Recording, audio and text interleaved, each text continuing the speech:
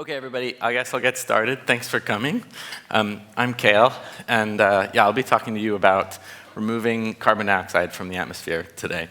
So you've had a few lectures to give you the context for why we care about this, why we're talking about this, why we're researching this over the last few weeks. From some heavy hitters. I'm a little bit younger, so apologize for that.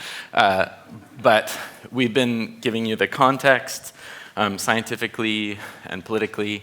And so now I want to this is a real meat and potatoes lecture. We're going to get into it. And specifically, this is just a meat lecture, but it's a climate lecture, so this is actually a beyond meat steak. It's a vegan, plant-based. So just a little bit about me. So I got my PhD in 2018, studying how carbon moves around in the ocean and the sort of large-scale ocean circulation at the MIT joint program with Woods Hole in oceanography. And then I moved to the UK, where for 5 years I worked at the National Oceanography Center, and I sort of expanded my research there into climate and CDR, which is the acronym for carbon dioxide removal, which is what we're talking about today. And then the beginning of the year, I moved here, become an assistant professor at UChicago, and sort of have added studying paleoclimate and also sunlight reflection methods, which you'll hear about later, to the research portfolio. But a big part of what me and the people working with me are working on here at UChicago is CDR, and that's what we're here to talk about today. David Archer already gave you kind of a briefing on the carbon cycle. This is my version of that kind of doodle. So I'm not going to go into this, but this is our sort of context for what we want to do. So these are the sort of different reservoirs of carbon in the Earth system and the kind of major flows between them. So what we're basically trying to do here is figure out where we want to move carbon, or a lot of it, from the atmosphere somewhere else, and how to do that. So, we're trying to move a bunch of carbon. So David Archer said a couple weeks ago, 150 gigatons, minimum, right, from the atmosphere into plants or soils, or maybe back into the ground, or potentially into the ocean somewhere. And so that's sort of the major topics that we're interested in here. So, I kind of think about this field in this sort of matrix table form. So when we're thinking about research into different methods for carbon dioxide removal, there's a bunch of different candidates for technologies that have been proposed, some of which are already being done to remove CO2 from the atmosphere. And then there's a bunch of different questions that we need to ask about these methods to know if they make sense to do and to what extent. And so, that leaves us a big array of question marks that need answering. And that's basically what we're going to be doing here in this lecture. So there are some rows I haven't included here. There's some methods that are either, really kind of small fry, really don't have much potential for large scale, or are really kind of far out, wacky stuff. So for instance, Mars has CO2 dry ice caps on its poles because at a cold enough temperature, CO2 condenses.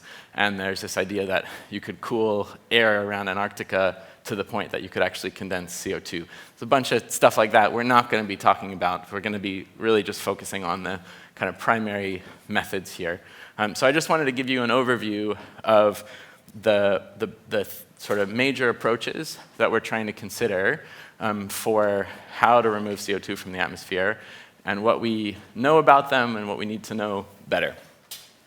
So I'd like to first walk through the questions that we're trying to ask, and I'd like to work with an example that is pretty easy to understand to begin with to show you that. So one of the main ways that we actually attempt to actively remove CO2 from the atmosphere today is by planting trees. So, the basic sort of reaction of photosynthesis, by plants growing, they pull CO2 out of the atmosphere. And so if you plant a tree, in principle, that tree, by growing, removes CO2 from the atmosphere. And so that's actively done, in part to remove CO2 from the atmosphere today, but it's a lens through which we can sort of examine the questions that we need to know about any carbon dioxide removal method, because it's something that's intuitive. We all know what it looks like to plant a tree. So the first thing that we need to know about any method, planting trees or otherwise, is does it work? So if I actually go and plant a tree or do something else, does it actually remove CO2 from the atmosphere? That's pretty straightforward for tree planting, but it's not so straightforward for some of the other methods that we'll get into, so I'll explain that. But one of the things we always need to know, first off, is does it work and how well? Are we capturing as much CO2 as we might think, or is it for some reason really inefficient? And are there controls on how efficient it is, where in some contexts it might be perfectly efficient, and in some contexts it might not work at all, or might be net negative, might actually in total release CO2 to the atmosphere. So that's a big thing we need to know. Second, is it safe? So, with tree planting, again, this is something we do on a large scale. We think it's pretty straightforward. It's not going to do much harm to the overall environment around it if we plant a tree. But in some of these methods, we're talking about adding materials that might have small amounts of toxic byproducts in them to the environment. That might have all kinds of pollutive effects. And there may also be drawbacks to some of these. So one example is when I plant a tree somewhere, if I'm planting it in a place where otherwise the ground was very bright, that makes the overall surface darker. So I'm actually absorbing more light, and that has the opposite effect in terms of how it affects the overall energy budget of the planet. Because if I'm removing CO2, that means I'm getting less of a greenhouse effect. But if I'm making the surface darker, then that means I'm absorbing more of the sun's energy, and so that will have a converse effect. So a lot of these methods, they either have really big questions around safety that we need to answer, or otherwise, impacts on the natural ecosystem that might be negative, or they may have other kinds of drawbacks. So that's one of the things we really need to know. The next thing that we really need to know is the scale. So, the challenge here is we need to pull, hundreds of billions of tons of CO2 out of the atmosphere. That's what we've been charged to do, right? That's a lot of carbon, and not all of these methods maybe are up to the challenge of that. So this is an example from a paper I really like, where they examined the commitments that different countries have made to removing CO2 from the atmosphere through different methods. And a lot of these countries have relied really heavily on either reforestation or afforestation, so adding forest to surface area.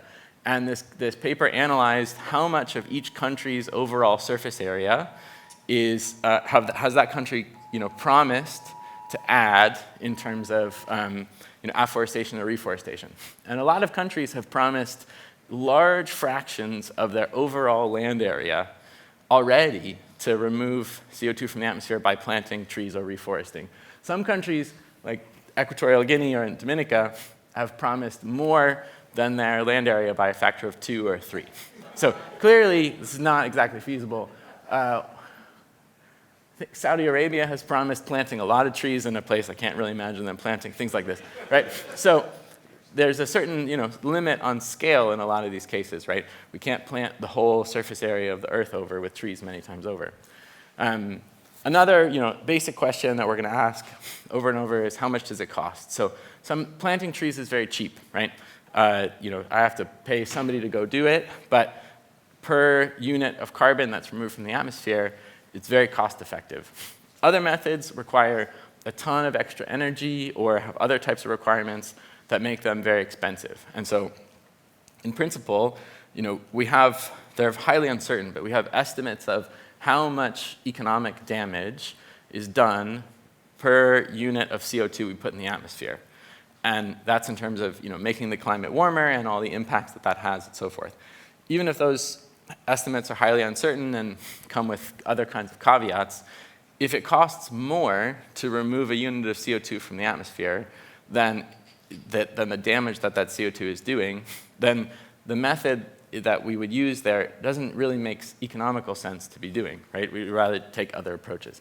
So there's typically a kind of price ceiling that we think for these methods to be adopted at a large scale, they need to get below. And so some of these methods are easily under that, some of them are roughly on that order, and some of them are more. That's going to be an important question. Another way to think about it, so David Archer said $12 trillion is necessary. That's like what the US's commitment is or that's the US's debt in terms of how much money it would need to spend to pull the cumulative CO2, excess CO2 it's put in the atmosphere to get us back down to 350 parts per million, for example. That's assuming $100 a ton. If it's $500 a ton, that's more than the US's current debt by a factor of 1.5. So clearly, the cost is important, right? Another question is what other resources are needed. So tree planting might be cheap, but it takes land, and that's related to the scale question. But a lot of these different methods, they have other requirements that are in terms of resources that you can express in dollar terms, but are finite in other ways, or that have other kinds of considerations, both scientifically and sociopolitically, that we need to think about. So, like I said, you can't plant the whole land surface over multiple times, so there's a fundamental scale limit on how much we can remove CO2 from the atmosphere by tree planting. Another really important question is the durability or permanence of the CO2 removal. So a big issue with trees is that they catch fire or they just degrade through sort of natural ecosystem processes. And so even though it varies a lot, you see some trees that are 1,000 years old, and we measure past climate by looking at their tree rings. A lot of trees don't make it all that long. And so if I think about how long I store carbon away from the atmosphere by planting a tree, it's pretty short relative to some sort of geological or rock-based method where the storage is effectively permanent. It's millions of years. And so that's another basic question we need to ask, is the storage timescale for the CO2. Another tricky question, which again is sort of easy for trees but will become much more complicated for other methods, is this is another sort of acronym that we use in the field, which it's an acronym-heavy field. I apologize for this, but I'm not going to. I'll try not to subject you to too many of these, but it's useful to know them. It's the MRV, which is the measurement, reporting, and verification of the carbon storage. So, with a tree, if I plant it, I can see that it's there. It's easy to measure and verify and report that that tree has been planted and that it grew and that it's there. But it's actually harder to measure the overall carbon stored in that tree. And other methods, it can be very difficult even to know at all how well the storage method actually works. And so it may have worked really well. We may have stored the carbon in the ocean or something, but it may be very difficult to say that it's actually stored. And that presents all kinds of tricky challenges because how are we supposed to trust that some startup company is actually pulling CO2 out of the atmosphere if there's no way to measure the CO2 that they actually pulled out? So it's, for example. So this is another important question. Another tricky one that's actually really important for trees is what we call additionality. So if I do some action that has the purpose of it is to remove CO2 from the atmosphere, does me doing that action actually remove additional CO2 from the atmosphere? So maybe some of you have booked a plane flight somewhere, and after you pay for the tickets, there's a page at the end that says, would you like to pay 4 cents to make your flight carbon neutral by preserving some trees in this country, right? I hope that you've all been skeptical that it actually only costs 4 cents to offset all of the CO2. Somehow, some people seem comfortable with this, but the big issue with these kind of afforestation, reforestation projects is, how do I know if I spend some money to preserve some forest somewhere, that forest would have actually been cut down if I didn't spend that money, right? It's really not straightforward. And so that's sort of a big part of why there's been a crash in the offset market prices for carbon, because it's become really clear that it's difficult to say that the money I've spent on that attempt to conserve or afforest or reforest is actually additional. Maybe I go and I plant a bunch of trees somewhere so I can be confident that I planted those trees, but if I had just left it alone, then a bunch of trees would have grown anyways because it's a great place to grow trees. So the additionality question is tricky. So another important question on, sort of on the positive side is what the jargon for it is co-benefits, but we can think about it as, are there any upsides? So this is something that's, a lot of these methods, they actually do have big potential upsides that are on top of removing CO2 from the atmosphere. If I go plant some trees somewhere, that might allow other types of, aspects of the ecosystem to flourish. You may have shrubs and grasses growing, and you may increase the biodiversity in the region. That might have positive effects on the animals and the insects and everything. And so you may have kind of, whether they're quantifiable or not, you may have additional benefits that come on top of removing the CO2 from these different methods. And that can be an important consideration for a number of reasons that we'll get into. Okay, so the last question that we want to ask here is, I guess, about the social side, the acceptability, the legality, the governance, the permitting. So, in some of these cases, again, if I want to plant a tree in my own backyard, that's fine. If I want to go buy some land and make sure that the forest there is preserved by, that's my land now, that's fine. But in a lot of these cases, in the ocean, for example, it's tricky to know how it should be governed, and it's tricky for the public to know how they should feel about it. And there's a lot of complicated sort of social aspects. It's tricky to know what legal frameworks actually apply. And so there's a lot of interesting social questions that we need to ask. I'm a scientist. I'm not going to get into this all that much, but it's important as it's a big column on this table. So this is kind of an opinionated filling out of this table. If you ask a dozen people like me, they'll probably give you different answers for what are kind of okay or unclear aspects, what are positive aspects, and what are negative aspects for the answers to these questions for any given method. And as we learn more about each of these, as we research them further, the answers may change, or we may feel more confident about them. But just to give you an example, right? When we talked about afforestation and reforestation, scale, it's really unclear how large we would actually get, because it's a big problem that there's a requirement in addition to the cost, which is that we're using up land that we would otherwise need for agriculture or many other things. And the time scale is a problem. So as we've already talked about in earlier lectures, a big chunk of the CO2 that you put in the atmosphere stays there for hundreds of thousands of years. Trees don't live for hundreds of thousands of years, and so you need to be continually replanting in principle if you're going to do this, and that's a big problem. We want to, we ideally would want methods where once we pull the CO2 out of the atmosphere, we're confident that it'll stay out of the atmosphere for a long time. So trees are great, but they come with some big downsides. And as we fill this table out, you'll see that's true of all of these. There's no silver bullet here. They all have question marks or kind of fundamental issues. So another example that people are excited about is storing carbon in soils.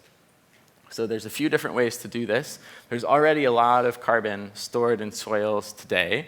A lot of you probably are aware that through modern agriculture, we are experiencing a lot of erosion, and that can remove the carbon from the soil in large ways. So a big part of the change in the climate is not just adding greenhouse gases to the atmosphere, but it's also things that are happening on land due to agriculture. But there are a lot of nice ways to potentially store carbon, a lot of carbon in the soil cost effectively.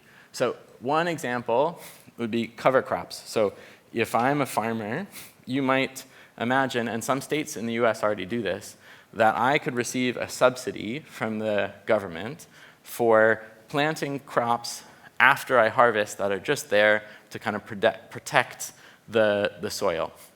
Normally that doesn't happen. Normally you harvest and then you leave it and then you come back in the spring to plant.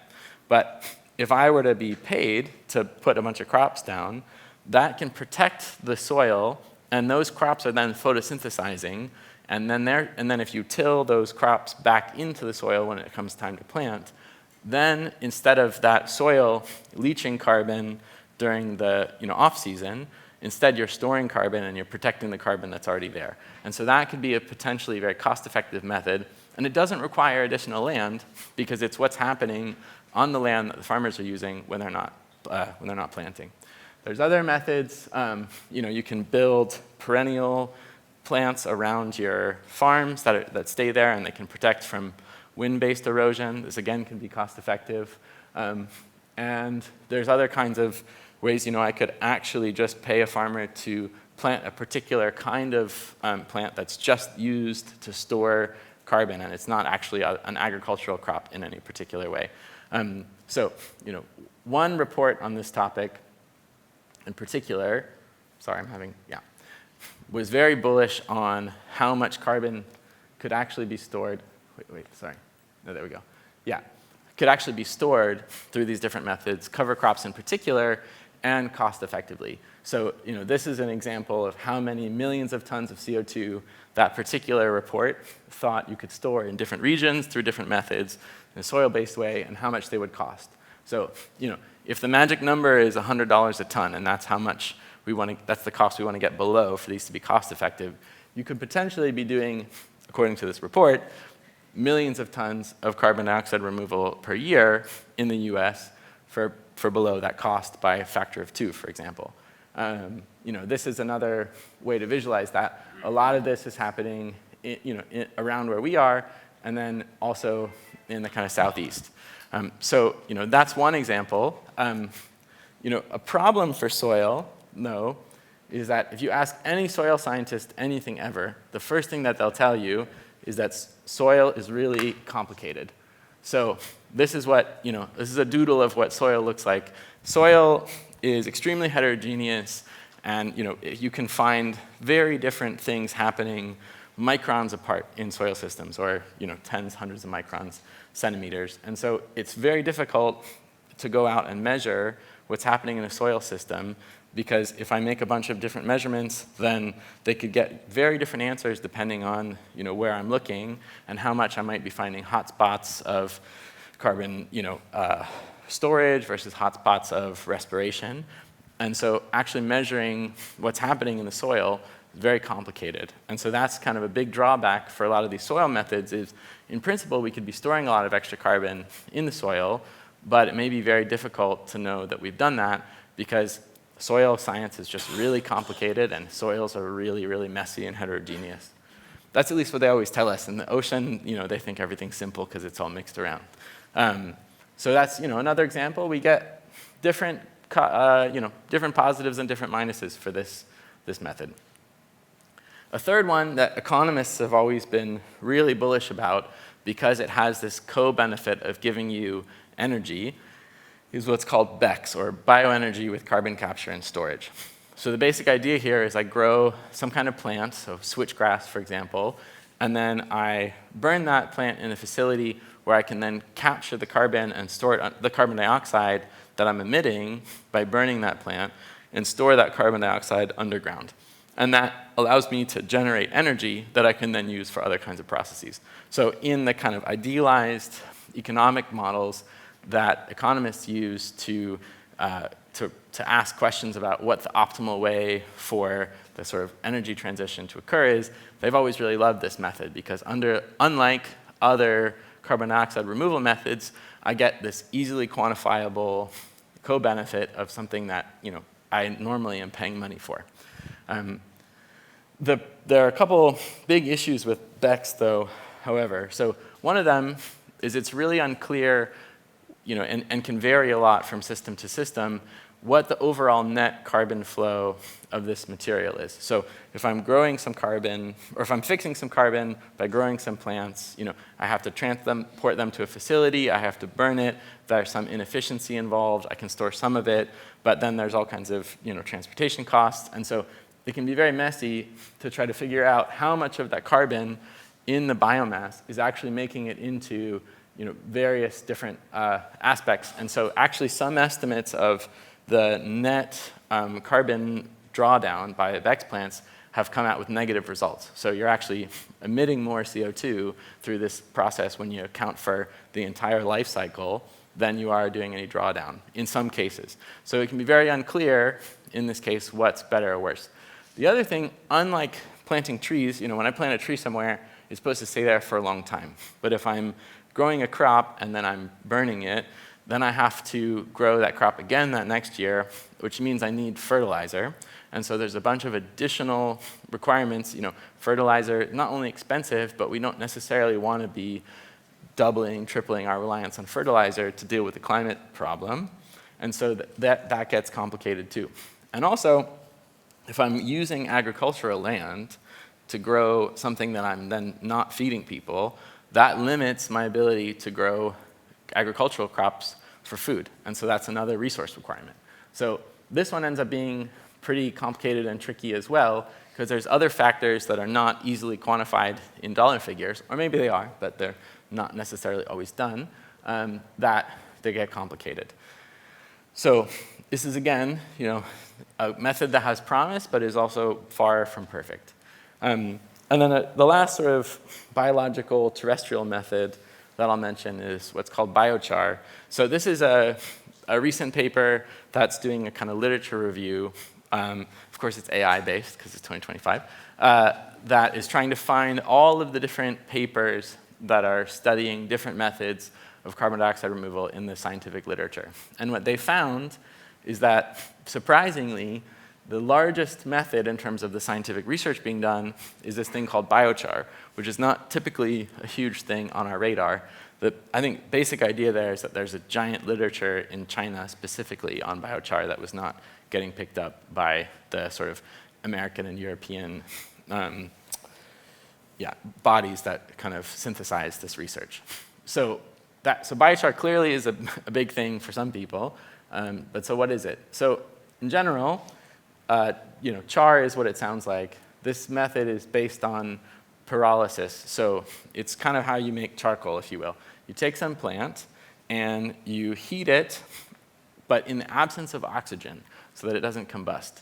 And that's a different kind of thermal chemical process that allows that carbon to become durably stored. And then you can either store it somewhere, or you can put it in soil. It then has kind of these co-benefits because it can add to the soil health, but it also potentially stays there for a long time. So this is something that people are excited about. But you might sound suspicious that the idea is we're going to save the planet by burning a bunch of carbon, right? This is the chemical process, but it can be tricky.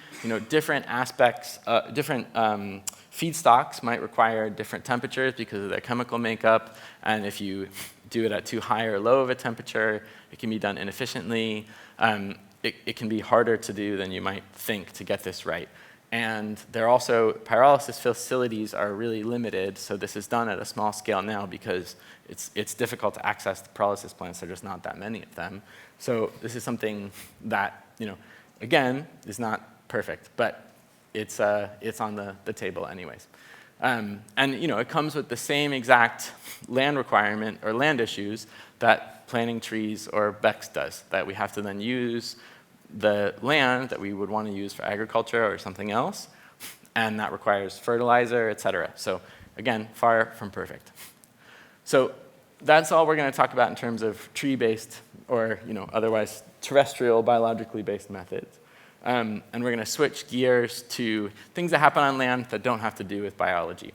So the big one that comes up first is DAC, which is another acronym, but it's short for direct air capture. So that's what it sounds like. It's literally the sucking the CO2 out of the atmosphere idea here. So I'm not going to talk about this one because next week, David Keith, who is, knows 1,000 times more about DAC in particular than I do, is going to talk about his sort of journey with Carbon Engineering, which is a DAC company that he founded. And so I'll let him fill in this row of this table rather than myself. But it is a big part of the equation. And so he'll give you his opinion about that next week. The next acronym that we'll jump to is ERW, which is short for Enhanced Rock Weathering. So David Archer, a couple weeks ago, talked to you about the Earth's thermostat, right? the basic idea for how the Earth has stayed habitable for billions of years, despite the sun becoming much brighter over this time and all kinds of other wacky stuff happening over the Earth's history, is that there has to be some feedback process whereby when the Earth gets warmer, something kicks in that cools it back down, and when the Earth gets colder, some change happens that warms it back up. And the paleoclimatologists since 1981 have been really big on this idea that it's what's called the silicate weathering feedback. So on Earth, you have a bunch of rocks sitting on land, and sometimes you have rain, right? And there's also CO2 in the atmosphere. And when you have rain hitting a rock in the presence of CO2, that can allow that CO2 to help dissolve a bit of that rock, okay?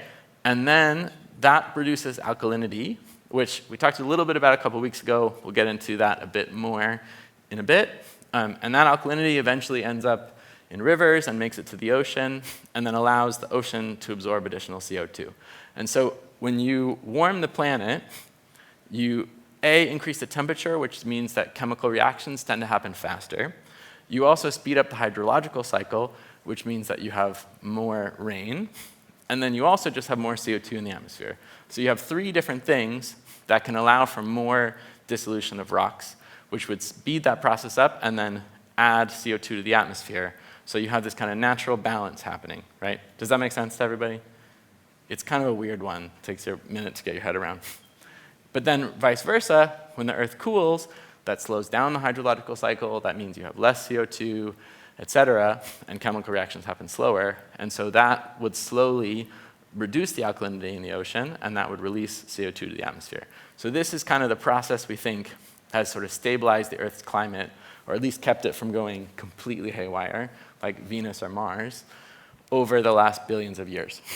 And the concept with enhanced rock weathering is we want to help the Earth out and speed that process up, basically. So, these chemical reactions, they're naturally slow. They take hundreds of thousands of years this feedback to kick in. But if you were to imagine taking a bunch of rock, grinding it up, and sprinkling it over some soil, then you're adding a bunch of surface area where that rain and CO2 can react with the rock faster. And so you're enhancing the process by increasing how weatherable the Earth's surface is overall, right? So people are actually already doing this. $500 million have been raised by companies to try to do this in different contexts. And so this is already something we're thinking about really seriously, is basically just speeding up the silicate weathering process by sprinkling rock on agricultural land or otherwise. It's really complicated, though. So as you could imagine, there's all kinds of chemistry that happens when you're taking rock and CO2 and soil, and it's on some agricultural land, and there's other stuff in the rock that might be complicated, and there's other stuff in the soil that might be complicated. So this is a really, really gnarly problem to try to figure out what's actually happening. And so these are 116 sort of studies. Some of them have been done in models, so they're entirely theoretical. Some of them are field trials. Some of them are lab studies that are trying to estimate the effectiveness of this process, so how fast the carbon drawdown is and how much per hectare or something you can actually draw down. And you can see a bunch of them actually find that there's no effect at all, and then the rest of them find 4 orders of magnitude variation. So yeah, there are a lot that are kind of clustered around a sort of optimistic result, but these are also based on a lot of assumptions that we really, they're charitable assumptions in many cases, because the chemical processes are not well understood and there are important things that are ignored. For example, there are already organic acids in soils that might react with some of this material, and so that means a lot of that material might not actually be making it through the rivers and into the ocean without already being, taken care of. And so if that's not in your estimate, then you're going to make an overestimate. And so the spread here is more important than the kind of median, that there's really huge uncertainty about how well this works. And you can also imagine it would be difficult to know when I add some crushed up rock to a plot of land, how much alkalinity I'm adding to the ocean way over there, right? Not really that easy to figure out. So the knowability or MRV question for enhanced rock weathering is a big question mark. So again, this has a lot of promise, but also there's other drawbacks too. I should mention, rock has things other than just alkalinity in it. It also has toxic metals. I probably don't want to add that to my agricultural land. Even if there's in low concentrations, they can accumulate over time. It can cause all kinds of pollution problems. So, it's a complicated issue. So that's why a lot of us are turning towards the ocean. So, I don't know how well you guys can read the font here. I'm sorry, this is this is a figure from my PhD. I don't have the software to change it anymore, so the font's a little bit small. But the point is, almost all of the carbon that's sitting in the kind of surface of the Earth is stored in the ocean as dissolved inorganic carbon. So that's some combination of carbonate, bicarbonate, and aqueous CO2. So you could imagine, I could pull a good chunk of that carbon out of the atmosphere and put it in the ocean, and it would be a drop in the bucket for the overall carbon in the ocean. So that's kind of a promising idea. That the other aspect is there are already huge fluxes of CO2 between the atmosphere and the ocean every year, and so just a small change in the overall air-sea CO2 flux can cause a large change in the atmospheric CO2 over time. So that's why we're excited about the ocean. I sound a little biased. It's because I am. The land has lots of promise, I guess. So the old school idea, back before carbon dioxide removal was cool, is this idea called iron fertilization. So this is a figure. It's a complicated figure. I apologize, but it does show this nicely. This is a figure of basically what nutrient is limiting phytoplankton and their growth in different parts of the ocean. So phytoplankton are like the trees of the sea, basically. And the colors in any given location, that's the amount of nitrate in the surface ocean. And where it's green, that means there's a lot of nitrate. And then where it's blue, that means there's basically none in the surface ocean. So in most of the ocean, nitrate or nitrogen is the limiting nutrient.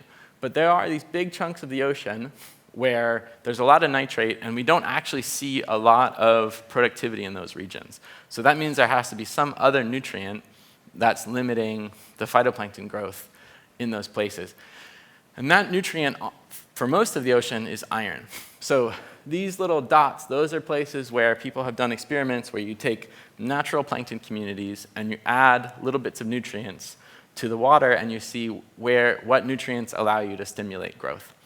And all the ones that are orange are the ones where when you add iron, you get a bunch of extra growth. And the ones that are different colors are different nutrients, not worth getting into. Point being, there are big chunks of the ocean, so in particular the Southern Ocean down here has been of interest, but there's kind of the Eastern Equatorial Pacific and the North Pacific, yada yada, where iron is the limiting nutrient, and you can add iron and you stimulate plankton growth. The reason iron is exciting from this perspective is iron is a micronutrient. So that means I need a really, really, really tiny amount of iron to photosynthesize. The rough order of magnitude is if you give a plankton community a gram of iron, it can do 1 million grams of carbon fixation. So you have this big ratio to play with. It becomes very promising. In principle, if I could add a ton of iron to the surface ocean and get 1 million tons of carbon pulled out of the atmosphere, that would be pretty cool, right? Especially because we have a lot of iron sitting around. Iron is a very abundant element in the Earth. It's just not down here at the Southern Ocean.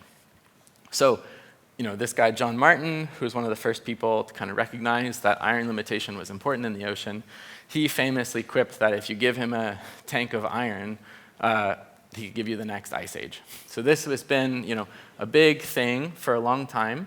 Back before we really had a big focus on carbon dioxide removal in the scientific community. Sorry. Okay.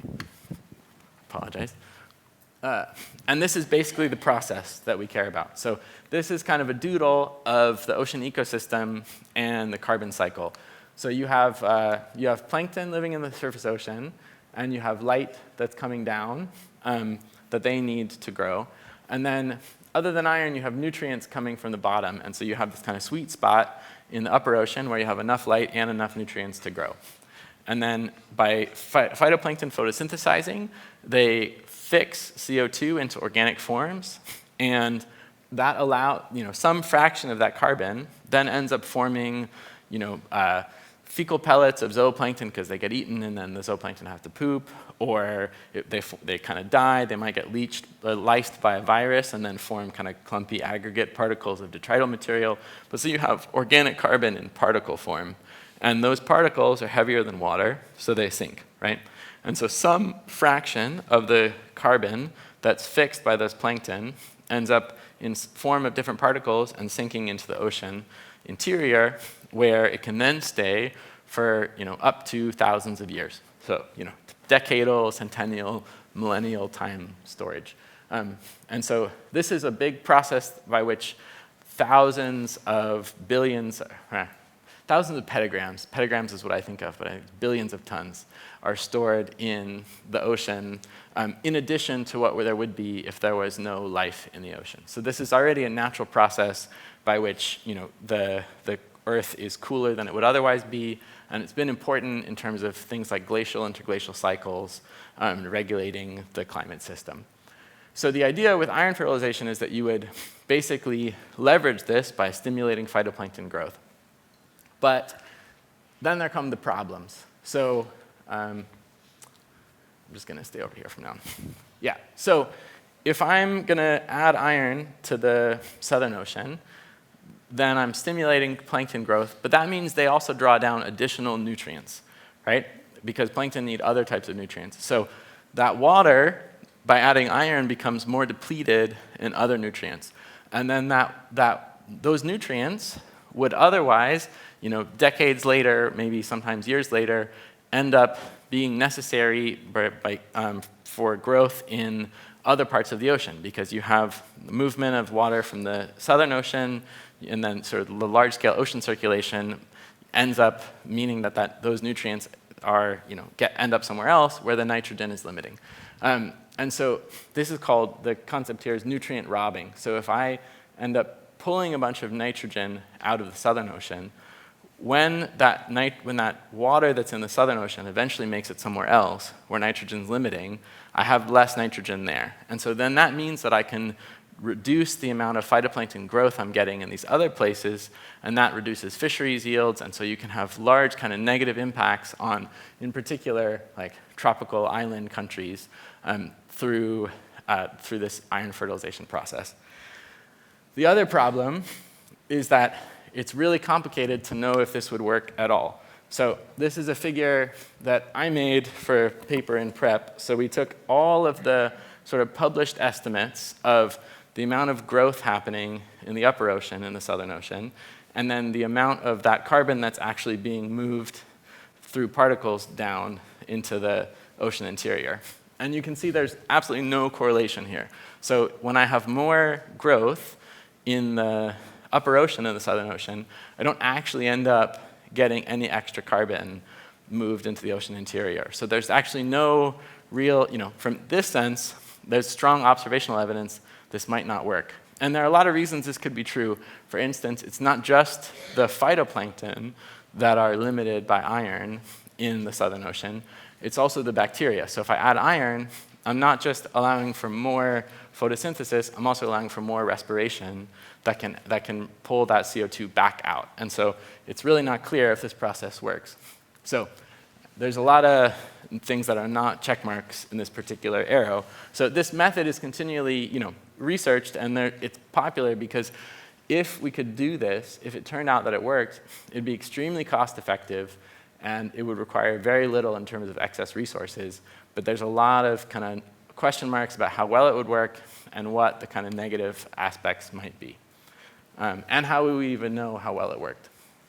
So then that makes us want to turn towards kind of abiotic ocean processes, because we want to try to harness the massive size of the amount of carbon in the ocean, but we want to try to rely on things that are not like biology, that are complicated and variable. So the oceanographic community is really heavily focused on what's called ocean alkalinity enhancement right now. This is, in spirit, a lot like enhanced rock weathering.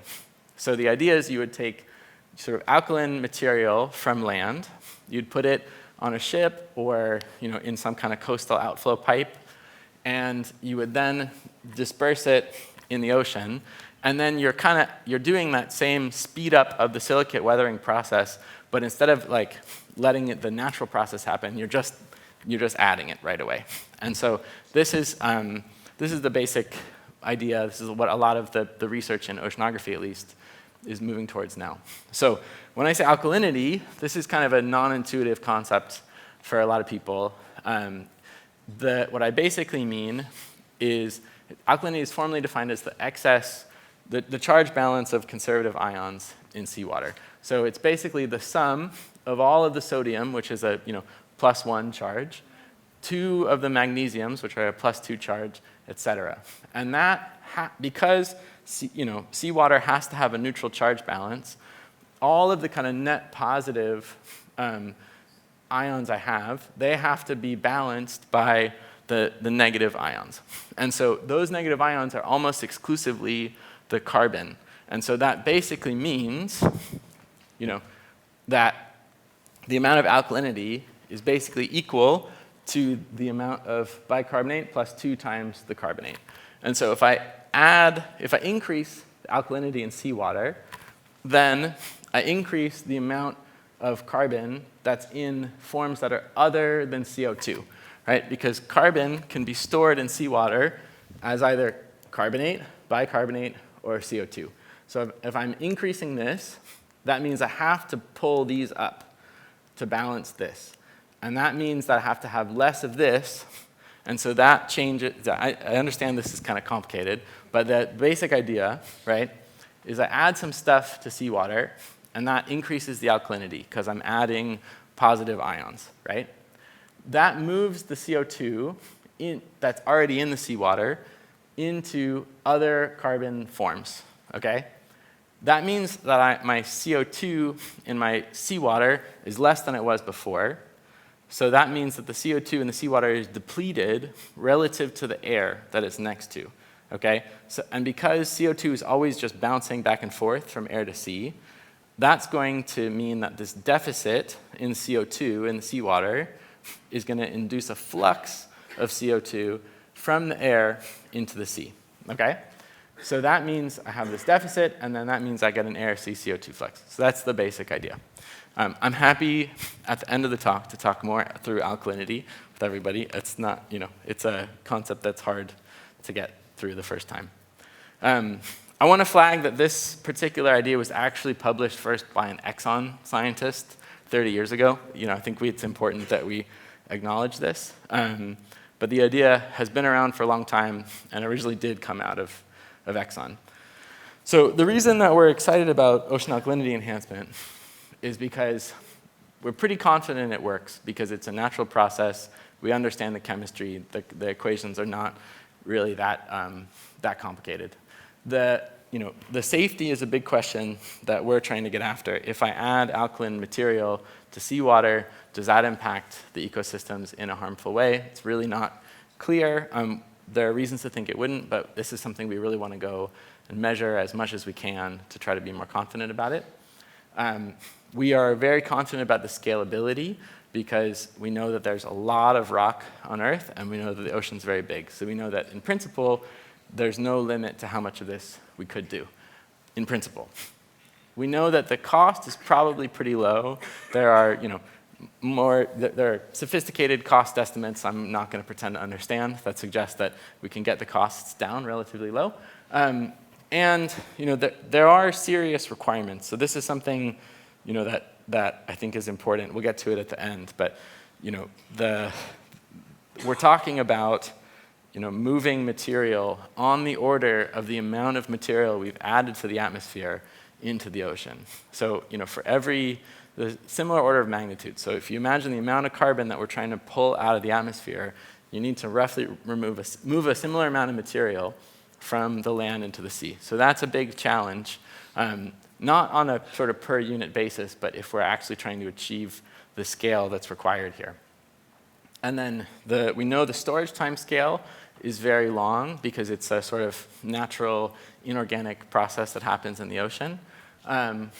And another tricky one here is the knowability. So there are reasons to think that this is something we could measure, but it is challenging because the ocean moves around, it's complicated, and the carbon chemistry is complicated. So the knowability, the measurement, reporting, verification, it's not impossible, but it is trickier than for other methods.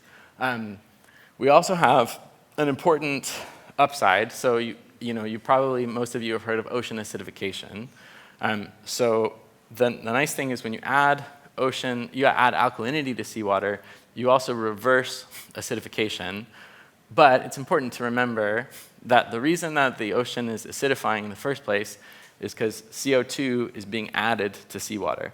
So if we do something that reverses acidification, but then also results in more CO2 being added to seawater, there's a trade-off where the more that it's effective at removing CO2 from the atmosphere, the less it is effective at reversing ocean acidification.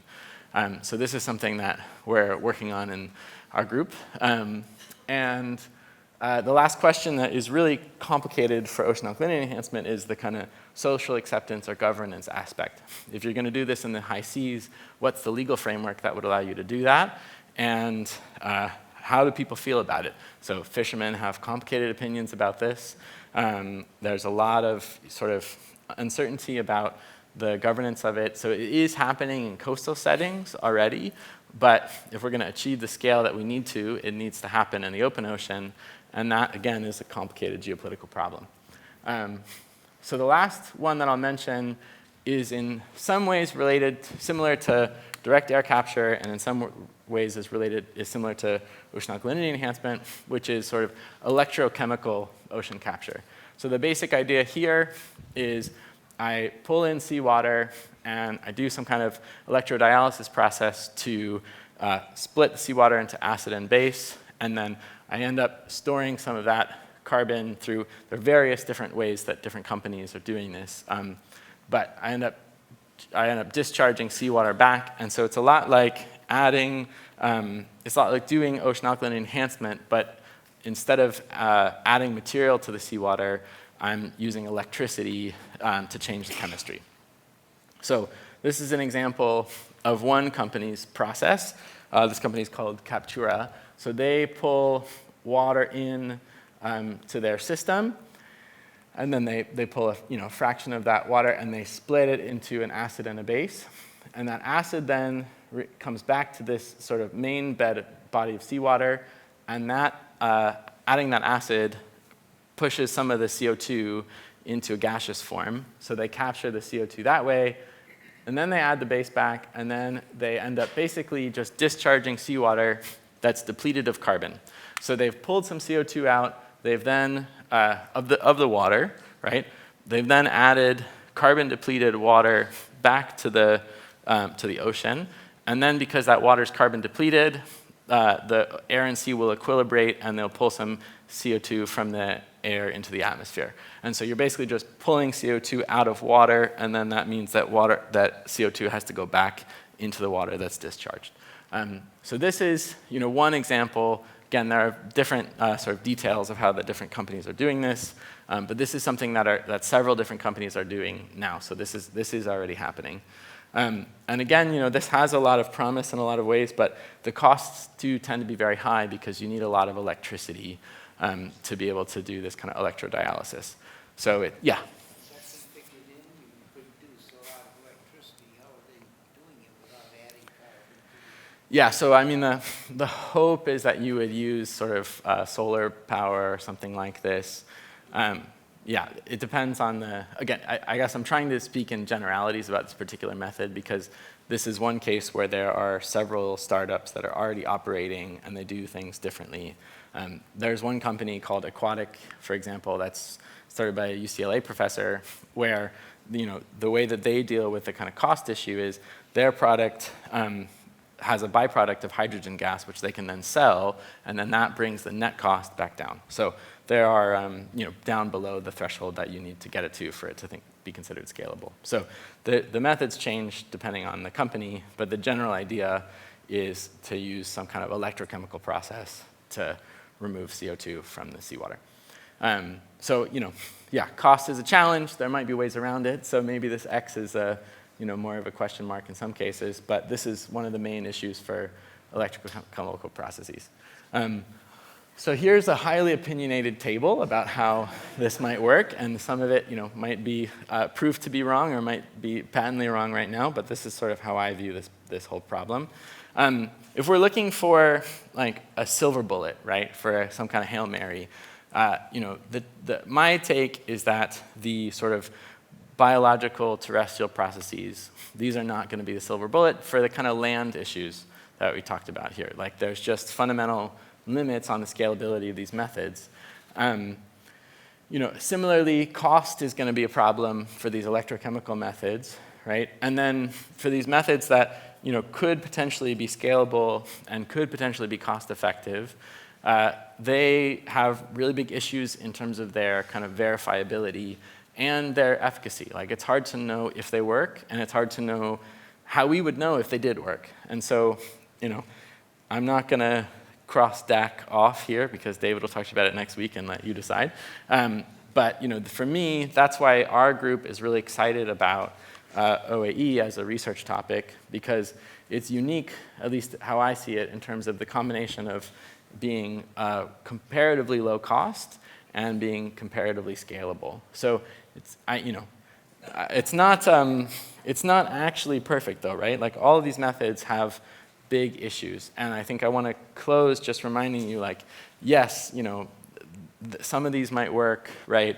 But the challenge that we're talking about here is just absolutely enormous. Like even if OAE worked perfectly and there was no issues with safety or efficiency and it was cheap, the amount of material that we'd have to add to the ocean and how we'd actually do that, and how you do that in the sort of geopolitical climate of 2025, it's not a simple problem. So I know a lot of this talk has been very technical, and I'm not trying to editorialize, but let's not get too optimistic, I guess is what I'm trying to say.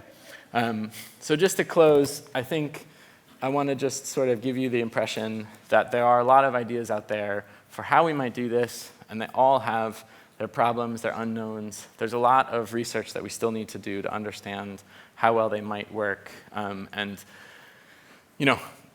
There's probably not some Hail Mary silver bullet. If there were, it's probably adding alkalinity to the ocean, but it's a tricky problem that we're left with here, right? So one way to look at that is that there's the best case is probably that we need a mix, and really it's the more the merrier. It's not, even if I'm bullish on ocean alkalinity enhancement compared to these other methods, I'm not trying to tell somebody not to plant a tree. Any little bit of any of these things does good. And I guess it's also always important to kind of close these types of talks with reminding you that this is an and problem, not an or problem. So we're talking about this being needed in addition to rapid emissions cuts to be able to keep under kind of internationally agreed warming targets, or to keep climate damages from hitting catastrophic levels. That's really where we're coming from. This is not something that we can do instead. So this is an and, not or. So with that, I'll close and take questions. Thanks.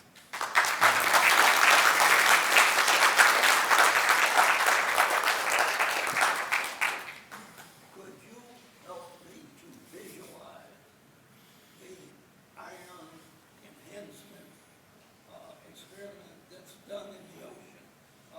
I presume it's ionic iron is added to the ocean, and then you make measurements in the area. How do you get the data? Yeah. What are you talking about? So the question is, how do the experiments look when we try to figure out if ocean iron fertilization works? So the there are different approaches that people have talked about or are talking about for the form of the iron that you would add. One thing that I've seen more recently is talking about sort of rolling, I think, rice husks in sort of an iron powder, because they can then float, and that allows for the iron to stay on the surface longer, so you don't get some inefficiency because you're dumping material that then gets into the deep ocean. So the idea, first, there were these kind of iron fertilization experiments that they did in the 90s and early 2000s.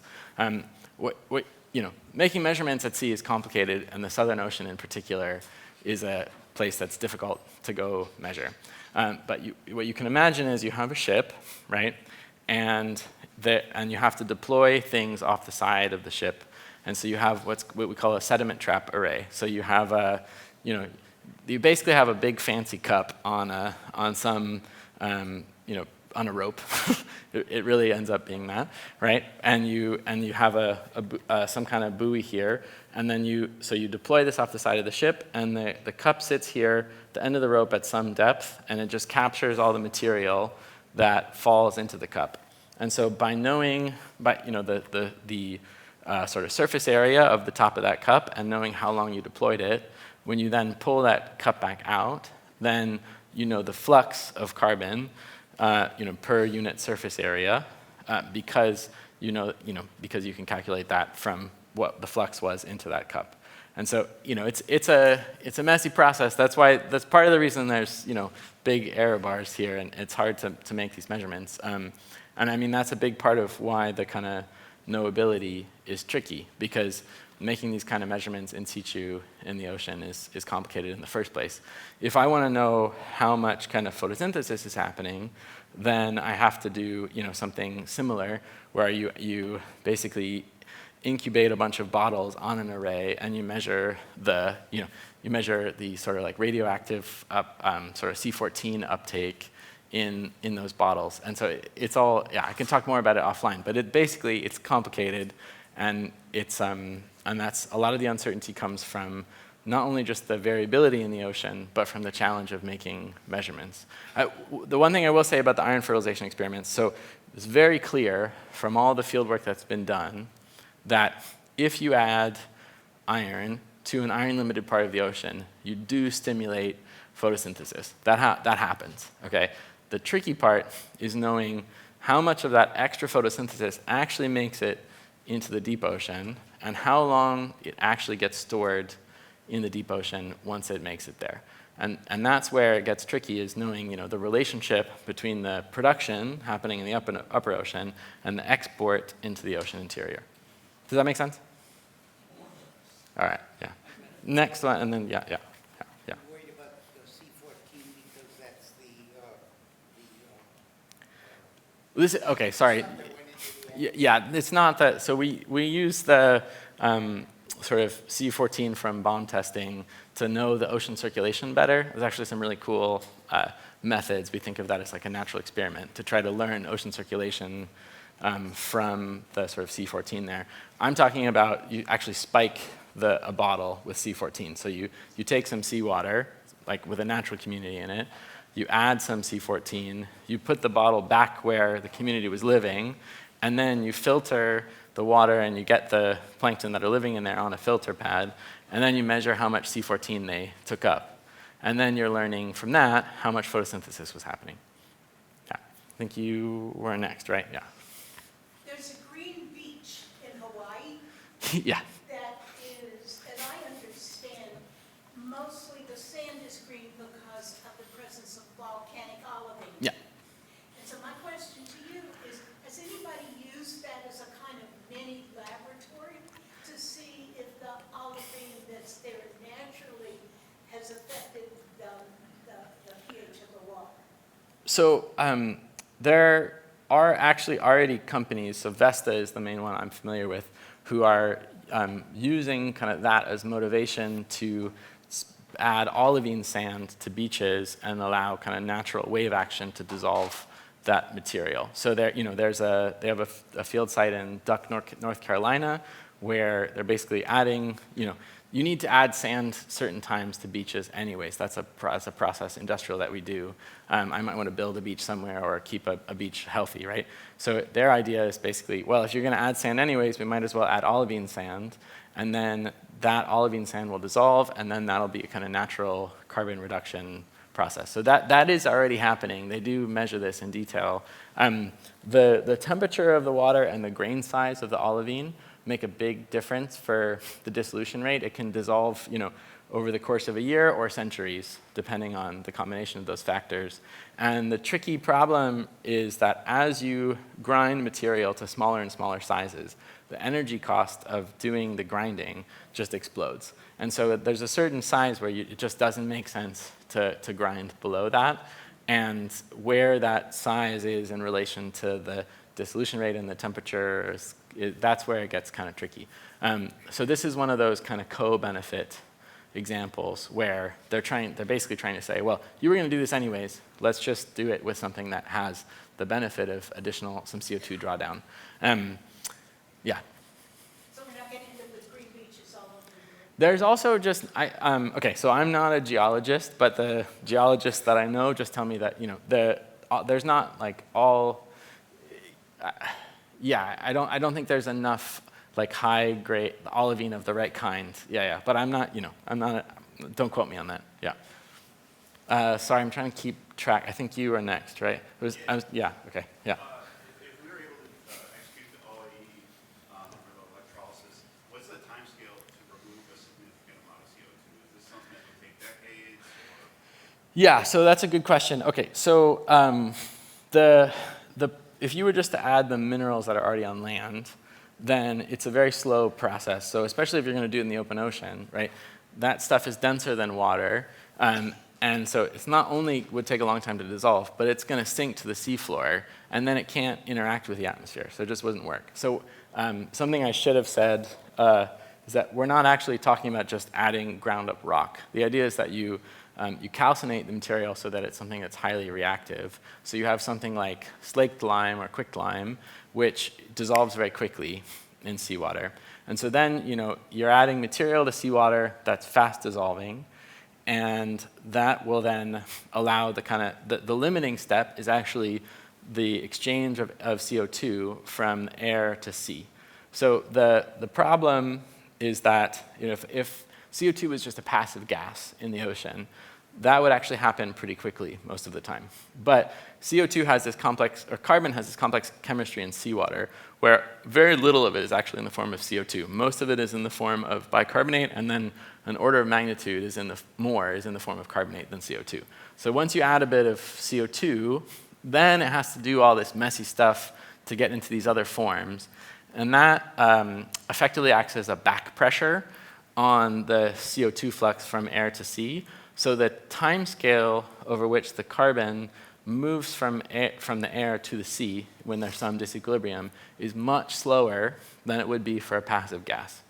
So the tricky part is that the water that's sitting in the kind of mixed layer, which is where the upper ocean kind of communicates with the atmosphere, that can in a lot of places be much shorter than the time scale that it takes for the air to equilibrate with the sea. So you might add some material, it might dissolve like that, but it's not going to live in the ocean, in the upper ocean, where it can interact with the atmosphere fast enough for the equilibration to happen. So you have to do this in principle in particular places where that ratio of timescales is favorable. But if you were to do it there with fast dissolving material that also doesn't sink too fast, then it could be a relatively quick process, and it could be highly efficient. And then once that storage is there, it's in the form of like inorganic carbon in the ocean interior, and it can stay for a long time. Yeah, I think you were next. Two additional questions in regard to that. One is, how much do you have to change the pH of the ocean to accomplish what you want to accomplish? And number two, can you give us some rough idea of how much material it would take? In other words, a couple of foot mountains, all of Mount Everest, I have no idea. Yeah, just like whatever amount of material you can fathom, more than that. That's the amount of material. But then, the size of the ocean is such that even adding all that material, if you can add it over the overall, in a sort of diffuse way over large amounts of the ocean, the effect on the overall ocean chemistry should be negligible. So there was a model study, for example, that basically asked, let's imagine we add alkalinity not in the open ocean at all, but in the kind of coastal regions of a lot of the globe at really high levels, so enough to really pull a lot of CO2, a meaningful amount of CO2 out of the atmosphere. What would be the effect on ocean chemistry? And as that water advects from coastal regions out into the open ocean, and the alkalinity signal that they get as in terms of the largest perturbations that they find after many years of this model simulation, it was smaller than the kind of natural variation in alkalinity between different regions in the ocean. So yeah, in principle, it's just an absolutely crazy amount of material that you need to add, and that's a big challenge. But in some hypothetical world where we get our act together and could do it, it might not necessitate a large change in the ocean chemistry anywhere in particular. I think you were next. For the soil capture method, have they done experiments in like a closed system? Because you said they had difficulty knowing how effective that would be. Would that not be a reliable model? Yeah, it's a good question. So I mean, first off, it's difficult sometimes to extrapolate, particularly with sort of terrestrial soil experiments, to agricultural systems. I mean, the thing is, every soil scientist I've ever talked to about anything, they're always hammering just soil's really complicated. So it's really, it's very difficult to do these extrapolations, even if you have some experiment that looks nice and it gives you some nice results. The confidence that you have on your ability to extrapolate to other systems, to larger scales, the reproducibility, there's sort of low ceiling, is my understanding. I mean, soil's just really messy. That's the thing I hear over and over and over again. Yeah. You were next, and then go back to you, and then yeah. Yeah. They say that the CO2 in the air is about 0.5%. Mm-hmm. And in the ocean, we know that there is photosynthesis. That a lot about the bottom of all these glaciers, there is algae growth, which means that also ocean has CO2. How much is that? And also, is there any study to figure out how much CO2 there is way, way below in the magma that sometimes comes up? Yeah, okay. So first off, I think it's important to keep in mind that about 1% of the carbon in a parcel of seawater is actually in the form of CO2. So 90% is in the form of bicarbonate, and 9% is in the form, roughly, is in the form of carbonate. So there's part of the reason that there's so much more carbon. Let me find this slide.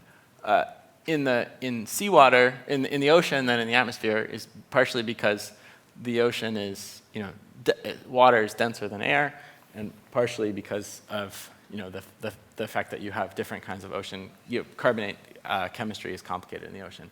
As far as the algae go at the bottom of glaciers, I think when we're thinking about sort of ocean biology in general, we think about whales and we think about things that we see on Blue Planet and stuff, but much of the ocean is really just these giant, vast regions where there's just phytoplankton and zooplankton, and it's very sparse. So, it's important to remember, okay, so for example, when I show you this figure, right, about 20% of the overall photosynthesis on Earth is done by this one particular, genus, Prochlorococcus, which are these they're half a micron long organisms that live in these ocean deserts, which are the sort of light blue regions here.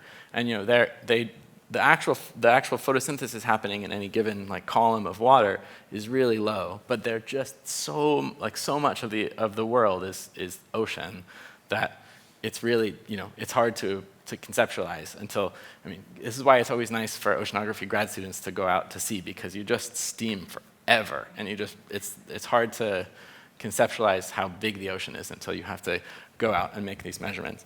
In terms of the magma, the CO2 coming up from geological sources, this is a big part of the kind of, when we think about the longest timescales of climate variation, is what we call degassing. So, there's small amounts of CO2, sometimes more, sometimes less, coming up from volcanoes and other sources from the ocean, or from the Earth's interior, especially as continents move around and plate tectonics reform things. It's really difficult to reconstruct the amount of CO2 that's being released at any given point in time. So the estimates are really sketchy. But if, we've been thinking a lot about the Cenozoic, which is the last 66 million years. And there are reconstructions of, how much CO2 is being released at any point in time from the ocean interior. And they, it tends to go up as you look further back. But it's really uncertain. And, in the scheme of climate change, it's like negligible. It's just really, really slow, small amounts happening over a long time. So that's not really part of the climate change story of the kind of last and next century, but it's a big part of the story of the evolution of the Earth's climate over hundreds of millions of years, if that makes sense. So its effect on the atmosphere is very little. But When we think about, it could be in large amount down there. there's a lot of carbon in the Earth's interior. Almost all the carbon in the Earth is in the interior.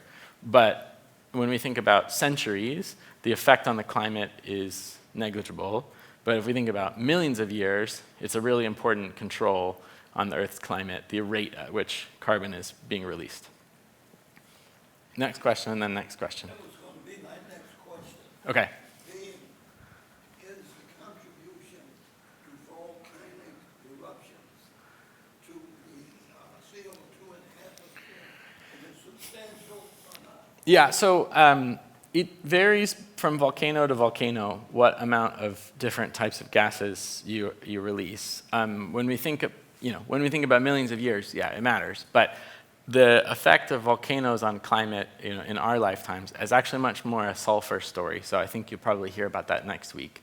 So for example, when Pinatubo erupted in the early 90s, that cooled the Earth's surface by about 0.5 degree, despite CO2 being released, because a lot of sulfur was released, and that's reflective. So you have this big kind of aerosol contribution to the atmosphere where you have these like reflective, sparkly particles that are reflecting sunlight back. So the Earth all of a sudden looks brighter. So that, when we think about decades, is much more what's important in terms of volcanoes' effect on climate. Thank you for all the information on the various approaches. I want to make sure I gathered a few of these facts correct. Are there several companies currently operating on an efficient system or attempting to reach an efficient system? And do they need a lot of energy, electrical or other, to do that work? Yes. Because my concern really ultimately is about the lack of altruism we're seeing now in the United States. That the focus of any resource allocation tends to be towards cryptocurrency rather than something that might benefit the planet. So these companies you're talking about in the current research, where else in the world does somebody care about the climate? You mentioned, I believe, studying in the UK for 4 years. Yeah. Are there driving forces in China and India, anywhere?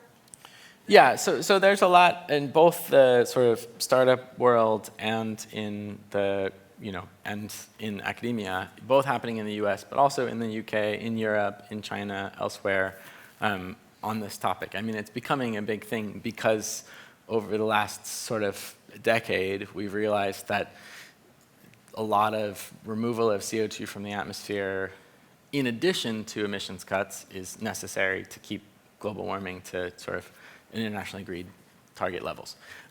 So when I say there are companies operating and they need a lot of electricity, I'm talking specifically about startups in the marine carbon dioxide removal space. There are other companies that, you don't need a lot of electricity to plant a tree. All of these, you don't necessarily need a lot of electricity to do the enhanced rock weathering. So there are a lot of startups in a lot of these different spaces. Some of the more controversial ones, there's no startup actively. Actually, that's not even true. Yeah, there's just a lot of startups doing a lot of this stuff. And some of the methods need electricity in large scale, some of them don't. But okay, so the thing I was thinking about is one of the largest, if not the largest, purchase of carbon credits in an ocean context so far has been this purchase from this company called Gigablue. That's actually an Israeli company, and they are basically doing a dressed-up version of iron fertilization. So it's not even though this is a controversial topic and it's uncertain if this is something that works, there's still people paying a lot of money for people to do it in other countries that are outside of the US and the EU. Yeah, if that makes sense. Yeah. I think maybe this should be the last question. Okay. Yeah. Like you said, plant trees, that's a good one. What about the fact that Africa, the whole continent, all the countries in North Africa are building that green belt to stop the Sahara Desert, planting trees and bushes, crops and everything. China, thousands of miles of turning rocky, nothing soil into vegetation, and they're planting hundreds if not thousands of miles. Is this going to amount to a hill of beans, or will this impact the carbon dioxide extraction? So first I want to apologize. I remembered that I haven't been repeating the questions I've been asked back, so I'm sorry if there was anything that anybody didn't catch. So the question was, all of the kind of afforestation or reforestation that's happening in China and North Africa, is it going to amount to a hill of beans, was the specific question. So I guess where you plant the trees really does make a big difference, because there are places on Earth where you can plant trees and so albedo is the kind of percentage of sunlight that gets reflected back.